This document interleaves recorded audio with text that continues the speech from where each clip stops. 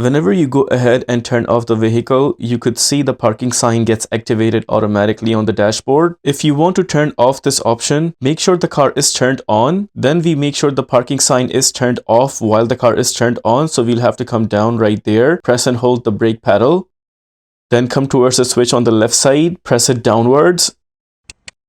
You would notice the parking sign is released on the speedometer right there. On the right side, notice there's that button that's called auto hold. I'll get the camera on the screen and will show you once I press that auto hold option, the auto hold sign appears on the dashboard. Now this is the sign that we need to turn off so that whenever you turn off the vehicle, the parking sign does not get activated. I will focus on the speedometer and will press that auto hold button.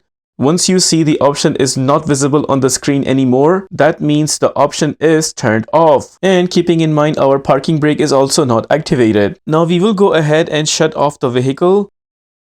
And this time you would notice on the dashboard the parking sign is not activated anymore. If this video helps you in any way, please consider liking this video and subscribing to our channel.